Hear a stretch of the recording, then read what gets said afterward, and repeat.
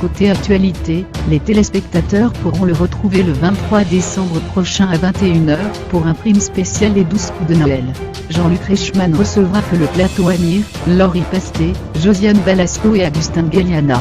Les personnalités joueront avec 4 maîtres de midi, Romain, Timothée, Xavier et bien sûr Christian Quezada. Le 30 novembre 2017, sur le plateau de C'est que de la télé, C8, Tex a osé une très mauvaise blague. Les gars, vous savez ce qu'on dit à une femme qui a déjà les 2 yeux au beurre noir? On ne lui dit plus rien. On vient déjà de lui expliquer 2 fois. Depuis, l'animateur a été définitivement écarté de la présentation des Amours. Bref, il a été viré.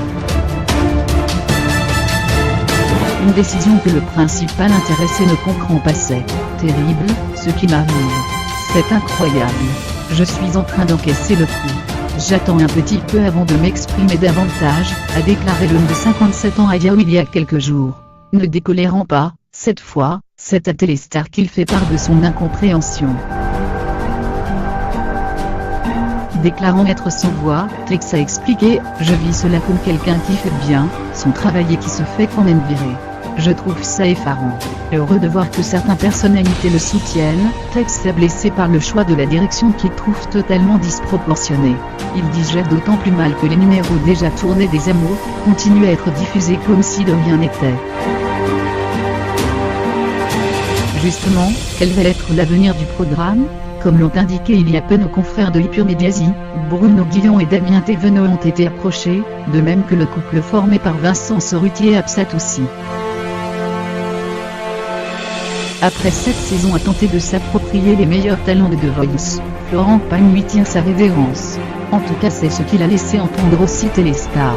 Le chanteur de 56 ans, coach depuis le début du programme, il a donc travaillé dans l'émission avec Jennifer, Zazie, Mika, Garou, Louis Bertignac, Monsieur Pokora et Pascal Obispo, a déclaré à nos confrères « Je pense que c'est bon, j'ai fait le tour, je suis content. J'ai d'autres choses à faire aussi. Ne vous inquiétez pas, ce n'est pas parce que je vais arrêter de Voice que je vais arrêter d'exister. » L'artiste qui a sorti un nouvel album, Le Présent d'abord, ne serait donc pas présent pour une saison 8, diffusée en 2019. TF1 a donc le temps de lui chercher un successeur, mais qui, ou de tenter de lui faire changer d'avis. Pour le moment la première chaîne d'Europe, n'a en tout cas pas réagi à ses propos. Ce n'est pas la première fois que Florent Pagny évoque son départ de The Voice.